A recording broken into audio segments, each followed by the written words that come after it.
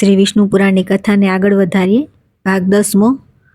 વિષ્ણુ પુરાણનો બીજો અંશ, અધ્યાય 1, પ્રિયવ્રતના વંશનું વર્ણન. શ્રી મૈત્રેયજી બોલ્યા કે હે ભગવાન, હે ગુરુ, મેં જગતના સર્જન વિશે તમને જે કંઈ પૂછ્યું હતું તે બધું તમે મને સારી રીતે કહી દીધું.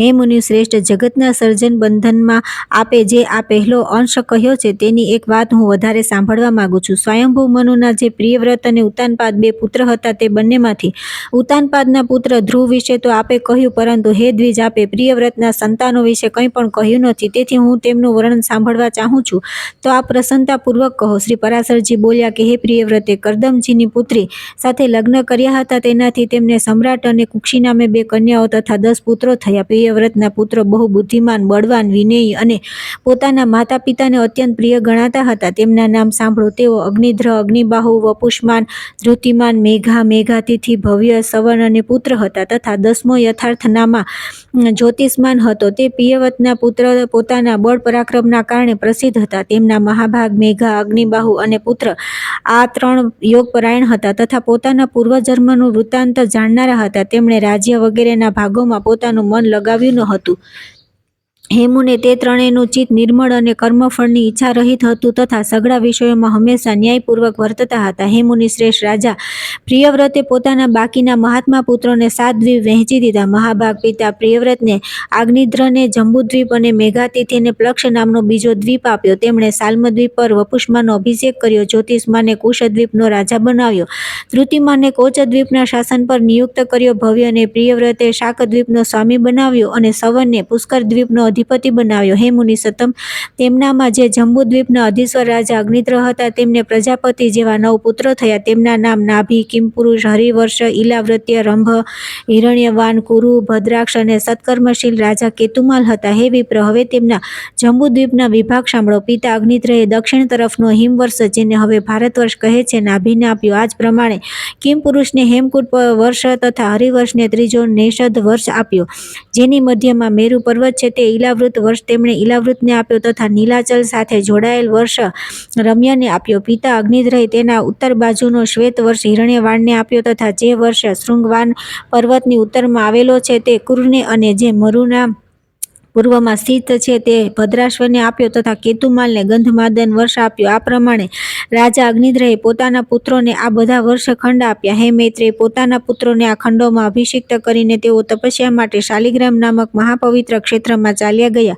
હે મહામુને, કિમપુરુષ વગેરે જે 8 વર્ષખંડ છે, તેમની સુખની અધિકતા છે અને પ્રયત્ન વિના સ્વાભાવિક રીતે તમામ ભોગ સિદ્ધિઓ પ્રાપ્ત થઈ જાય છે. તે બધામાં કોઈ પ્રકારના વિપર્યય, દુઃખ કે અકાળ મૃત્યુ વગેરે તથા જરા મૃત્યુ વગેરેનો કોઈ ભય હતો નથી અને તે ધર્મ, અધર્મ અથવા ઉત્તમ, અધમ અને મધ્યમ વગેરેનો જ ભેદ છે. તે 8 ખંડોમાં ક્યારેય કોઈ યુગ પરિવર્તન પણ થતું નથી. મહાત્મા નાભીનો હિમ નામક વર્ષખંડ હતો. તેમને મેરુ દેવીથી અત્યંત કાંતિમાન ઋષભ નામે પુત્ર થયો. ઋષભથી ભરતજીનો જન્મ થયો, જે તેમના 100 પુત્રમાં સૌથી મોટા હતા. મહાભાગ પૃથ્વીપતિ ઋષભદેવજીએ ધર્મપૂર્વક રાજ્ય શાસન તથા વિવિધ યજ્ઞોનું અનુષ્ઠાન કર્યા પછી પોતાના વીરપુત્ર ભરતને રાજ્યનો અધિકાર સોંપીને તપસ્યા માટે પુલ્હાશ્રમ ચાલ્યા ગયા. મહારાજ ઋષભે ત્યાં પણ વાનપ્રસ્થ આશ્રમના નિયમમાં રહીને નિશ્ચયતાપૂર્વક તપ કર્યું તથા નિયમને અનુકૂળ રહીને યજ્ઞોના અનુષ્ઠાન કર્યા. તેઓ તપશ્ચર્યાના કારણે કૃશકાય થઈ ગયા હતા અને તેમના શરીરની નાડીઓ દેખાવા લાગી. અંતમાં પોતાના મુખમાં પથ્થરનો એક ટુકડો રાખીને તેમણે નિવસ્ત્ર અવસ્થામાં મહાપ્રયાણ કર્યું. પિતા ઋષભદેવજીએ વનમાં જતી વખતે પોતાનું રાજ્ય ભરતજીને આપ્યું હતું. તેથી ત્યારથી આ હિમવર્ષ આ લોકમાં ભારતવર્ષ નામે પ્રસિદ્ધ થયો. ભરતજીનો સુમતિ નામે પરમ ધાર્મિક પુત્ર થયો. પિતા ભરતે યજ્ઞાનુષ્ઠાન પૂર્વક યથેચ્છા રાજ્ય સુખ ભોગવીને તે સુમતિને સોંપી દીધું. હે મુનિ, મહારાજ ભરતે પુત્રને રાજ્યલક્ષ્મી સોંપીને યોગાભ્યાસમાં તત્પર થઈને અંતમાં શાલિગ્રામ ક્ષેત્રમાં પોતાના પ્રાણ ત્યજી દીધા. પછી તેમણે યોગીઓના પવિત્ર કુળમાં બ્રાહ્મણ રૂપે જન્મ લીધો. હે મૈત્રેય, એમનું તે ચરિત્ર હું તમને પછીથી કહીશ. ત્યાર પછી સુમતિના વીર્યથી ઇન્દ્રદ્યુમ્નનો જન્મ થયો. તેનાથી પરમેષ્ઠી અને પરમેષ્ઠીનો પુત્ર પ્રતિહાર થયો. પ્રતિહારનો પ્રતિહર્તા નામે પ્રસિદ્ધ પુત્ર થયો તથા પ્રતિહર્તાના પુત્ર ભવ, ભવનો ઉદ્ગીથ અને ઉદ્ગીથનો અત્યંત સમર્થ પુત્ર પ્રસ્તાવ થયો. પ્રસ્તાવનો પૃથુ, પૃથુનો નક્ત અને નક્તનો પુત્ર ગય થયો. ગયનો નર અને તેનો વિરાટ નામે પુત્ર થયો. તેનો પુત્ર મહાવીર્ય હતો. તેનાથી ધીમાનના જન્મ થયો અને ધીમાનનો પુત્ર મહાન અને તેનો પુત્ર મનુષ્યુ થયો. મનુષ્યુના પુત્ર ત્વષ્ટા, ત્વષ્ટાનો વિરજ અને વિરજનો પુત્ર રજ થયો. હે મુનિ, રજનો પુત્ર સજ્જિતને 100 પુત્ર થયા. તેમાં વિશ્વજ્યોતિ મુખ્ય હતો. આ પુત્રોથી અહીંની પ્રજા ખૂબ જ વધી ગઈ. ત્યારે તેમણે આ ભરત વર્ષના 9 વિભાગ કરીને વહેંચીને ભોગવવા લાગ્યા. તેમના વંશજોએ પૂર્વકાળમાં કૃત, ત્રેતા વગેરે યુગક્રમથી 71 યુગ સુધી આ ભરત ભૂમિને ભોગવી હતી. હે મુનિ, આજ વરાહકલ્પમાં સર્વપ્રથમ મન્વંતરના અધિપતિ સ્વયંભૂ મનુનો વંશ છે, જેણે તે સમયે આ સંપૂર્ણ સંસારને વ્યાપ્ત કરી લીધો હતો. ત્યાર પછી આવે છે બીજો અધ્યાય, ભૂગોળનું વિવરણ. શ્રી મૈત્રેયજી બોલ્યા કે હે બ્રહ્મન, તમે મને સ્વયંભૂ મનુનો વંશનું વર્ણન કહી સંભળાવ્યું. હવે હું આપના મુખારવિંદથી સંપૂર્ણ પૃથ્વીમંડળનું વિવરણ સાંભળવા ઈચ્છું છું. એ મુને, જેટલા પણ સાગર, દ્વીપ, વર્ષખંડ, પર્વત, વન, નદીઓ અને દેવતાઓ વગેરેની નગરીઓ છે, તે બધાનું જેટલું જેટલું પરિમાણ છે, જે આધાર છે, જે ઉપાદાન કારણ છે અને જેવો આકાર છે, તે સર્વેનું આપ યથાવત વર્ણન કરો. શ્રી પરાશરજી બોલ્યા કે હે મૈત્રેય, સાંભળો. હું આ બધી વાતોનું સંક્ષેપમાં વર્ણન કરું છું. એમનું વિસ્તારપૂર્વક વર્ણન તો 100 વર્ષમાં પણ થઈ શકે એમ નથી. હે દ્વિજ, જંબુ, પ્લક્ષ, સાલમલ, કુશ, કોચ, શાક અને 7મો પુષ્કર, આ 7 દ્વીપ ચારે બાજુથી ખારા પાણી, ઇક્ષુરસ, મદિરા, ઘી, દહીં, દૂધ અને મીઠા જળના 7 સમુદ્રો વડે ઘેરાયેલા છે. હે મૈત્રેય, જંબુદ્વીપ આ બધાની મધ્યમાં સ્થિત છે અને તેની પણ મધ્યમાં સુવર્ણમય મેરુ પર્વત છે. આની ઊંચાઈ 84,000 યોજન છે અને નીચેની બાજુએ પૃથ્વીમાં 16,000 યોજન ઘૂસેલો છે. તેનો વિસ્તાર ઉપરના ભાગમાં 32,000 યોજન છે તથા નીચેની તળેટીમાં ફક્ત 16,000 યોજન છે. આ પ્રમાણે આ પર્વતમાં આ પૃથ્વીરૂપી કમળની કર્ણિકા જેવો છે. આની દક્ષિણમાં હિમવાન, હેમકૂટ અને નિષદ તથા ઉત્તરમાં નીલ, શ્વેત અને શૃંગી નામના વૃષભ પર્વત છે, જે જુદા જુદા વર્ષો ખંડોના વિભાગ કરે છે. તેમાં વચ્ચેના 2 પર્વત નિષદ અને નીલ 1,1 લાખ યોજન સુધી વિસ્તરેલા છે. તેમનાથી બીજા પર્વતો 10,000 યોજન ઓછા છે, અર્થાત હેમકૂટ અને શ્વેત 90,000 યોજન તથા હિમવાન અને શૃંગી 80,000 યોજન સુધી ફેલાયેલા છે. તે બધા 2,000 યોજન ઊંચા અને એટલા જ પહોળા છે. હે દ્વિજ, મેરુ પર્વતની દક્ષિણ બાજુ પ્રથમ ભારત વર્ષ છે તથા બીજો કિમપુરુષ વર્ષ અને ત્રીજો હરિવર્ષ છે. ઉત્તરની બાજુ પ્રથમ રમ્યક, પછી હિરણ્યમય અને ત્યાર પછી ઉત્તર કુરુ વર્ષ છે, જે દ્વીપ મંડળની સીમા પર હોવાના કારણે ભરત વર્ષની જેમ ધનુષાકાર છે. હે દ્વિજ શ્રેષ્ઠ, આ દરેક ખંડનો વિસ્તાર 9,000 યોજન છે તથા આ બધાની મધ્યમાં ઈલાવૃત વર્ષ છે, જેમાં સુવર્ણમય સુમેરુ પર્વત સ્થિત છે. હે મહાભાગા, ઈલાવૃત વર્ષ સુમેરુની ચારે બાજુ 9,000 યોજન સુધી ફેલાયેલો છે. એની ચારે બાજુ 4 પર્વત છે. આ ચારે પર્વત જાણે સુમેરુને ધારણ કરવા માટે ઈશ્વરે બનાવેલા કિલ્લા છે, કેમ કે આના વિના ઉપરથી વિસ્તૃત અને મૂળમાં સંકુચિત હોવાના કારણે સુમેરુના પડી જવાની સંભાવના છે. આમાંથી મંદરાચલ પૂર્વમાં, ગંધમાદન દક્ષિણમાં, વિપુલ પશ્ચિમમાં અને સુપાર્શ્વ ઉત્તરમાં આ બધા પર્વતો 10,000 યોજન ઊંચા છે. આ બધાની ઉપર પર્વતોની ધજા જેવા ક્રમશઃ 11,100 યોજન ઊંચા કદમ, જાંબુ, પીપળા અને વડના વૃક્ષ છે. હે મહામુનિ, આમાં જાંબુના વૃક્ષના કારણે આ દ્વીપ જંબુદ્વીપ નામે પ્રસિદ્ધ છે. આ વૃક્ષના ફળ મોટા હાથી જેવડા હોય છે. જ્યારે આ ફળ પર્વત પર પડે છે, તે ફાટીને ચારે બાજુ વિખરાઈ જાય છે. આ ફળોના રસથી નીકળેલું જંબુ નામથી પ્રખ્યાત નદી ત્યાં વહે છે, જેનું જળ ત્યાંના નિવાસીઓ પીએ છે. તેનું પાણી પીવાથી ત્યાંના નિર્મળ મનના લોકોને પરસેવો, દુર્ગંધ, વૃદ્ધત્વ અને ઇન્દ્રિયોનો ક્ષય થતો નથી. તે નદીના કિનારાની માટી તેના રસ સાથે મળી જઈને મંદ મંદ વાયુથી સુકાઈ જતા જાંબુનદ નામનું સોનું સુવર્ણ થઈ જાય છે, જે સિદ્ધ પુરુષોનું ભૂષણ છે. મેરુના પૂર્વાશ્રમાં ભદ્રાક્ષ અને પશ્ચિમમાં કેતુમાલ વર્ષ છે તથા હે મુનિ શ્રેષ્ઠ, આ બંનેની વચ્ચે ઈલાવૃત વર્ષ છે. આ જ પ્રમાણે તેની પૂર્વ તરફ ચૈત્રરથ, દક્ષિણ તરફ ગંધમાદન, પશ્ચિમ તરફ વેભરાજ અને ઉત્તર તરફ નંદન નામે વન છે તથા સર્વ દેવતાઓ દ્વારા સેવની, અરુણોદ, મહાભદ્ર, અસિતોદ અને માનસ આ 4 સરોવર છે. હે મૈત્રેય, શીતાંભ, કુમુદ, કુકરી, માલ્યવાન તથા વૈકક વગેરે પર્વત પૃથ્વીરૂપી કમળની કર્ણિકારૂપ મેરુની પૂર્વ દિશાનો કેસરાચલ છે. ત્રિકૂટ, શિશિર, પતંગ, રૂચક અને નિષાદ વગેરે કેસરાચલ તેના દક્ષિણ દિશા તરફ છે. શિખીવાસા, વૈડૂર્ય, કપિલ, ગંધમાદન અને ઝારુધી તે બધા તેના પશ્ચિમ તરફના કેસર પર્વત છે તથા મેરુની બહુ નજીક આવેલા ઈલાવૃત વર્ષમાં અને જઠરાદિ દેશોમાં સ્થિત શંખફૂટ, ઋષભ, હંસ, નાગ તથા કાલંજ વગેરે ઉત્તર દિશાના કેસરાચલ છે. હે મૈત્રેય, મેરુની ઉપર અંતરિક્ષમાં 14,000 યોજનના વિસ્તારની બ્રહ્માજીની મહાપુરી બ્રહ્મપુરી છે. તેની બધી બાજુ દિશા અને વિદિશાઓમાં ઇન્દ્રાદિ લોકપાલોના 8 અતિ રમ્ય અને પ્રખ્યાત નગર છે. વિષ્ણુના ચરણોમાંથી નીકળેલા શ્રી ગંગાજી ચંદ્રમંડલને ચારે બાજુથી ભીંજવીને સ્વર્ગલોકમાં બ્રહ્મપુરીમાં પડે છે. ત્યાં પડવાથી તે ચારે દિશાઓમાં ક્રમશઃ સીતા, અલકનંદા, ચક્ષુ અને ભદ્રા નામે ચારે ભાગમાં વિભક્ત થઈ જાય છે.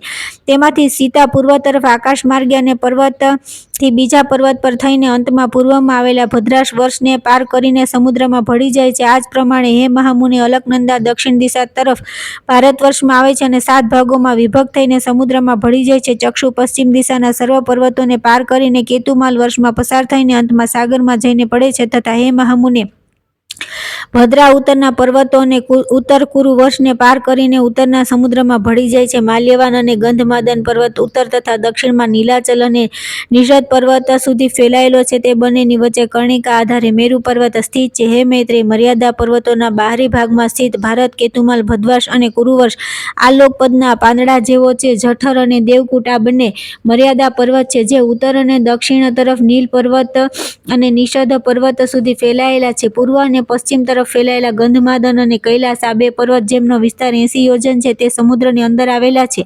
પૂર્વની જેમ મેરુની પશ્ચિમ તરફ પણ નિષદ અને પરિયાત્ર નામના બે મર્યાદા પર્વત આવેલા છે. ઉત્તર તરફ ત્રિશુંગ અને ઝારુધિ નામે વૃષ પર્વત છે. આ બંને પૂર્વ પશ્ચિમ તરફ સમુદ્રના ગર્ભમાં સ્થિત છે. આ પ્રમાણે હે મુનિવર, તમને જઠર આદિ મર્યાદા પર્વતોનું વર્ણન સંભળાવ્યું, જેમના બે મરુત પર્વતની ચારે દિશાઓમાં સ્થિત છે. હે મુનિ, મેરુની ચારે બાજુ સ્થિત જે શીતાંત વગેરે કેસર પર્વતો વિશે તમને કહ્યું હતું, તેમની વચ્ચે સિદ્ધ ચારણ આદિ દ્વારા સેવિત અત્યંત સુંદર ગુફાઓ છે. હે મુનિસત્તમ, તે ગુફાઓમાં સુરમ્ય નગર તથા ઉપવન છે અને લક્ષ્મી, વિષ્ણુ, અગ્નિ અને સૂર્ય વગેરે દેવતાઓના અતિ સુંદર મંદિર છે, જે સદા શ્રેષ્ઠ કિન્નરો દ્વારા સેવાતા રહે છે. તે સુંદર પર્વત કુંડોમાં ગંધર્વ, યક્ષ, રાક્ષસ, દૈત્ય અને દાનવો વગેરે નિરંતર ક્રીડા કરે છે. હે મુનિ, આ બધા સમસ્ત સ્થાન પૃથ્વીના સ્વર્ગ કહેવાય છે.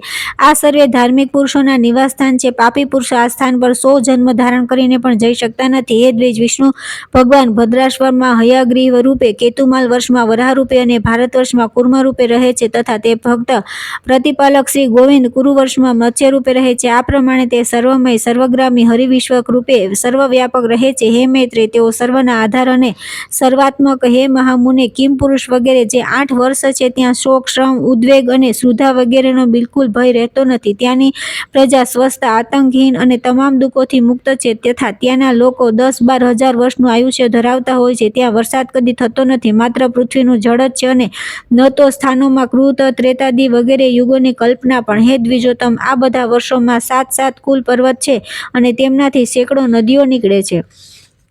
ત્યાર પછી આવે છે અધ્યાય 3, ભારત વગેરે 9 ખંડોના વિભાગ. શ્રી પરાશરજી બોલ્યા કે હે મૈત્રેય, જે સમુદ્રના ઉત્તરે તથા હિમાલયના દક્ષિણમાં સ્થિત છે, તે દેશ ભરતવર્ષ કહેવાય છે. તેમાં ભરતના સંતાનો વસી રહ્યા છે. હે મહામુનિ, આનો વિસ્તાર 9000 યોજન છે. આ સ્વર્ગ અને અપવર્ગ પ્રાપ્ત કરનારો કર્મભૂમિ છે. આમાં મહેન્દ્ર, મલય, સહ્ય, શુક્તિમાન, ઋષ, વિંધ્ય અને પારિયાત્રા આ 7 કુલ પર્વત છે. હે મુનિ, આ જ દેશમાં મનુષ્ય શુભ કર્મો દ્વારા સ્વર્ગ અથવા મોક્ષ પ્રાપ્ત કરી શકે છે, અને અહીંથી જ પાપ કર્મોમાં પ્રવૃત્ત થનાર નરક અથવા તિર્ય યોનિમાં પડે છે. અહીંથી જ કર્મ પ્રમાણે સ્વર્ગ, મોક્ષ, અંતરિક્ષ અથવા પાતાળ વગેરે લોકને પ્રાપ્ત કરી શકાય છે. પૃથ્વીમાં અહીં સિવાય બીજે ક્યાંય પણ મનુષ્યના માટે કર્મવિધિ નથી. આ ભારત વર્ષના 9 ભાગ છે. તેમના નામ છે ઇન્દ્રદ્વીપ, કેસરુ, તામ્રપર્ણ, ગભસ્તિમાન, નાગદ્વીપ, સૌમ્ય, ગંધર્વ અને વારુણ. તથા આ સમુદ્રથી ઘેરાયેલા દ્વીપમાં તે 9મો છે. આ દ્વીપ ઉત્તરથી દક્ષિણ સુધી 1000 યોજનનો છે. એના પૂર્વ ભાગમાં કિરાત લોકો અને પશ્ચિમમાં યવન વસેલા છે. તથા યજ્ઞ, યુદ્ધ અને વેપાર વગેરે પોતપોતાના કર્મોની વ્યવસ્થા અનુસાર આચરણ કરતા રહીને બ્રાહ્મણ, ક્ષત્રિય, વૈશ્ય અને શૂદ્ર વર્ણ વિભાગ મુજબ મધ્યમાં રહે છે. હે મુનિ, આની શતદ્રુ અને ચંદ્રભાગા વગેરે નદીઓ હિમાલયની તળેટીથી વેદ અને સ્મૃતિ વગેરે પરિયાત્ર પર્વતથી નર્મદા અને સુરસા વગેરે વિંધ્યાચલ તથા તાપી, પયોષ્ણી અને નિર્વિંધ્યા વગેરે વૃક્ષગિરિથી નીકળી છે. ગોદાવરી, ભીમરથી અને કૃષ્ણવેણી વગેરે પાપર્ણી નદીઓ સહ્ય પર્વતથી નીકળી હોવાનું કહેવાય છે. કૃતમાલા અને તામ્રપર્ણી વગેરે મલ્યાચલથી, સ્ત્રીસામ અને અર્યકુલ્યા વગેરે મહેન્દ્રગિરિથી તથા ઋષિકુલ્યા અને કુમારી વગેરે નદીઓ શુક્તમાન પર્વતથી નીકળી છે. એમની બીજી પણ 1000 શાખાઓ, નદીઓ અને ઉપનદીઓ છે. આ નદીઓના તટ પર કુરુ, પંચાલ અને મધ્ય દેશ વગેરેના રહેવાસી, પૂર્વ દેશ અને કામરૂપના નિવાસી પુંડ્ર, કલિંગ, મગધ અને દક્ષિણ દેશમાં વસનારા લોકો ઉપરાંત અર્થાત પશ્ચિમ કિનારાના નિવાસી, સૌરાષ્ટ્ર નિવાસી તથા શૂર, અભિર અને અર્બુદજનો, કારુષ, માલવ અને પરિયાત્ર નિવાસી, સૌવીર, સેંધવ, હુણ, સાલવલ અને કૌશલ દેશવાસી તથા માદ્ર, આરામ, અંબષ્ઠ અને પારસીઓ રહે છે. હે મહાભાગ, તે લોકો હંમેશા પરસ્પર હળીમળીને રહે છે અને આ જ નદીનું જળ પીએ છે. તેમના સાનિધ્યને કારણે તેઓ બહુ સ્વસ્થ રહે છે.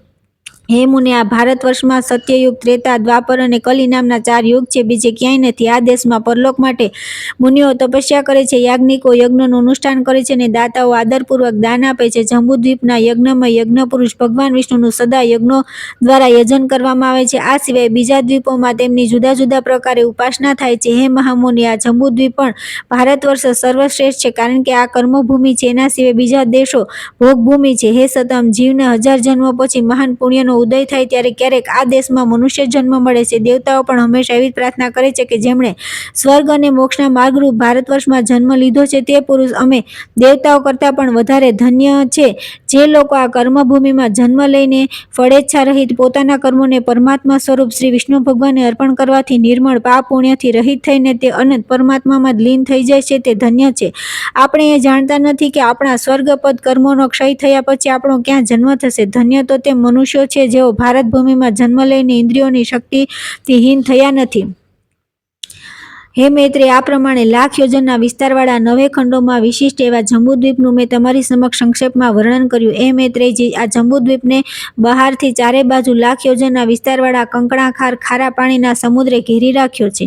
ત્યાર પછી આવે છે અધ્યાય 4, પ્લક્ષ તથા સાલમલ વગેરે દ્વીપોનું વિશેષ વર્ણન. શ્રી પરાશરજી બોલ્યા કે જે પ્રમાણે જંબુદ્વીપમાં ક્ષાર સમુદ્રથી ઘેરાયેલો છે તે જ પ્રમાણે ક્ષાર સમુદ્રને ઘેરીને પ્લક્ષદ્વીપ સ્થિત છે. જંબુદ્વીપનો વિસ્તાર 1,00,000 યોજન છે અને હે બ્રહ્મન, પ્લક્ષદ્વીપનો વિસ્તાર તેનાથી બમણો કહેવાય છે. પ્લક્ષદ્વીપના સ્વામી મેઘાતિથિના 7 પુત્ર થયા. તેમનામાંથી સૌથી મોટો સંતહય હતો અને તેનાથી નાનો શિશિર હતો. તદુપરાંત ક્રમશઃ સુખોદય, આનંદ, શિવ અને ક્ષેમક હતા તથા 7મો પુત્ર ધ્રુવ હતો. આ બધા પ્લક્ષદ્વીપના અધિપતિ થયા.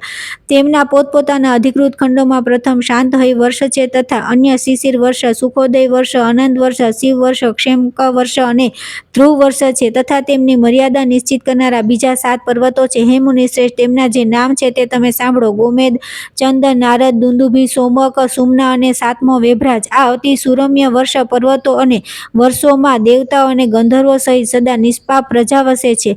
ત્યાંના નિવાસીઓ પુણ્યવાન હોય છે અને તેઓ દીર્ઘકાળ સુધી જીવતા રહ્યા પછી મૃત્યુ પામે છે. તેમને કોઈ પ્રકારની આધિવ્યાધિ થતી નથી, નિરંતર સુખ જ રહે છે. તે ખંડોની સાથે સમુદ્રમાં સમાનારી નદીઓ છે. તેમના નામ હું તમને જણાવું છું. જેના શ્રવણ માત્રથી તે નદીઓ એ પાપોને દૂર કરે છે. તે અનુતપ્તા, શીખી, વિપાશા, ત્રિદિવા, અલકલમા, અમૃતા અને સુકૃતા આ 7 નદીઓ છે.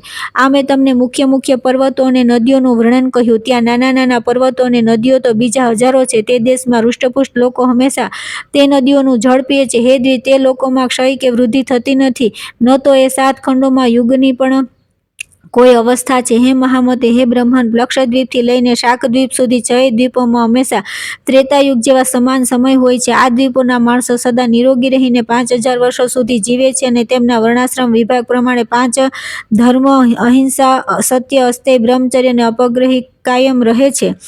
ત્યાં જે 4 વર્ણ છે તે હું તમને કહું છું. હે મુનિ સતપ, તે દ્વીપના જે આર્યક, કુરુ, વિદસ્ય અને ભાવિ નામની જાતિઓ છે તે જ ક્રમશઃ બ્રાહ્મણ, ક્ષત્રિય, વૈશ્ય અને શૂદ્ર છે. હે દ્વિજોત્તમ, તેમાં જંબુદ્વીપના જ પરિમાણવાળું એક પ્લક્ષનું વૃક્ષ છે જેના નામ પરથી આ દ્વીપનું નામ પ્લક્ષદ્વીપ છે. ત્યાં આર્ય વગેરે વર્ણો દ્વારા જગદ્રષ્ટા, સ્વર્વરૂપ, સર્વેશ્વર ભગવાન હરિનું સોમરૂપે યજન કરાય છે. પ્લક્ષદ્વીપ પોતાના જેટલા પરિણામવાળા વૃત્તાકાર ઇક્ષુરસના સમુદ્રથી ઘેરાયેલો છે. હે મૈત્રેય, આ પ્રમાણે મેં તમને સંક્ષેપમાં પ્લક્ષદ્વીપનું વર્ણન કહી સંભળાવ્યું. હવે તમે શાલ્મલ દ્વીપનું વિવરણ સાંભળો.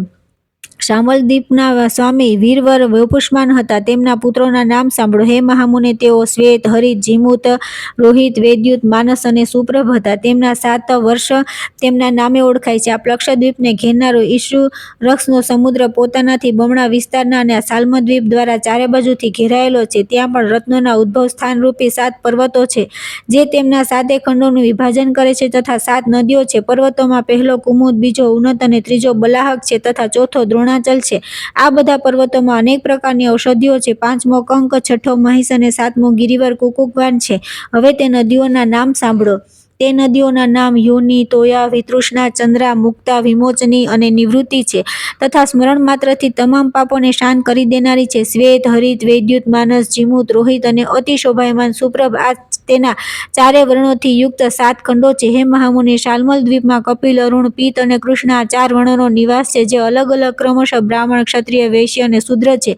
આ બધા યજનશીલ લોકો સર્વના આત્મા અવ્યય અને યજ્ઞના આશ્રયે વાયુરૂપે વિષ્ણુ ભગવાનનું શ્રેષ્ઠ યજ્ઞ દ્વારા યજન કરે છે. આ બહુ જ મનોહર દ્વીપમાં દેવતાઓ સદા વિરાજમાન રહે છે. આમાં શાલ્મલ સેમલનું એક મહાન વૃક્ષ છે, જે પોતાના નામથી જ અત્યંત શાંતિદાયક છે. આ દ્વીપ પોતાના જેટલા જ વિસ્તારવાળા એક મદિરાના સમુદ્રથી ચારે બાજુથી પૂરી રીતે ઘેરાયેલો છે, અને આ સુરા સમુદ્ર શાલ્મલ દ્વીપથી બમણા વિસ્તારવાળા કુશદ્વીપ દ્વારા સર્વે બાજુથી વીંટાળેલો છે. કુશદ્વીપ ત્યાંના અધિપતિ જ્યોતિષ્માનને 7 પુત્ર હતા. તેમના નામ ઉદ્ભિદ, વેણુમાન, વૈરથ, લંબન, ધૃતિ, પ્રભાકર અને કપિલ હતા. તેમના નામ અનુસાર જ ત્યાંના ખંડોના નામ પડ્યા છે. તેમાં દૈત્ય અને દાનવો સહિત મનુષ્ય તથા દેવ, ગંધર્વ, યક્ષ અને કિન્નર વગેરે નિવાસ કરે છે. હે મહામુનિ, ત્યાં પણ પોતપોતાના કર્મોમાં તત્પર દમી, શુષ્મી, સ્નેહ અને મંદેહ નામના 4 વર્ણ છે, જે ક્રમશઃ બ્રાહ્મણ, ક્ષત્રિય, વૈશ્ય અને શૂદ્ર છે. પોતાના પ્રારબ્ધના ક્ષય માટે શાસ્ત્રને અનુકૂળ કર્મ કરતા રહીને ત્યાં કુશદ્વીપમાં તે બ્રહ્મરૂપ જનાર્દનની ઉપાસના દ્વારા પોતાના પ્રારબ્ધ ફળ આપનારા અતિ ઉગ્ર અહંકારનો ક્ષય કરે છે.